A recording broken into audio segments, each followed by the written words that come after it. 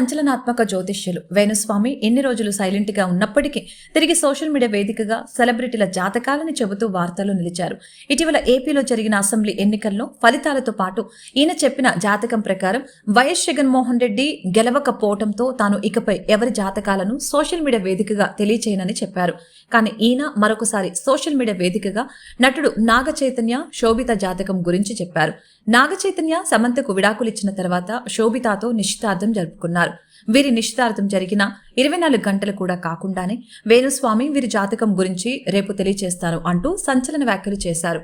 అయితే తాజాగా శోభిత నాగ చైతన్యల వైవాహిక జీవితం గురించి ఈయన చేసిన వ్యాఖ్యలు సంచలనంగా మారాయి.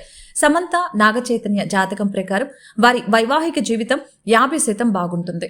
అలాగే నాగ చైతన్య శోభితల వైవాహిక జీవితం వారి జాతకాల ప్రకారం చూస్తే కేవలం 10% మాత్రమే బాగుంటుందని తెలిపారు. 50% బాగున్న సమంతతోని విడాకులు తీసుకొని విడిపోయారు అంటే శోభితతో కూడా ఈయన విడిపోతారని తెలిపారు.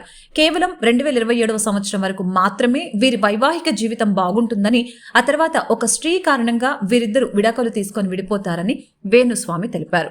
నన్ను ఈ విషయంలో ఎవరిని ట్రోల్స్ చేసినా వారి జాతకం ప్రకారం జరిగేది ఇదేనని, నేను కూడా వీరి విషయంలో నా జాతకం సక్సెస్ కాకూడదని కోరుకుంటున్నాను.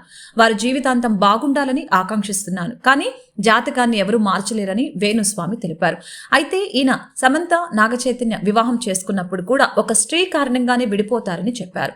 ఆయన చెప్పిన విధంగానే శోభిత కారణంగా సమంత నాగచైతన్య విడాకులు తీసుకొని విడిపోయారు. ఇప్పుడు కూడా శోభిత నాగచైతన్య ఇద్దరు ఒక స్త్రీ కారణంగానే విడిపోతారని వేణుస్వామి చెప్పడం విశేషం. ఇలా వేణుస్వామి నాగచైతన్య శోభిత జాతకం గురించి ఇలాంటి వ్యాఖ్యలు చేయడంతో ఇది కాస్త సోషల్ మీడియాలో వైరల్ అవుతుంది.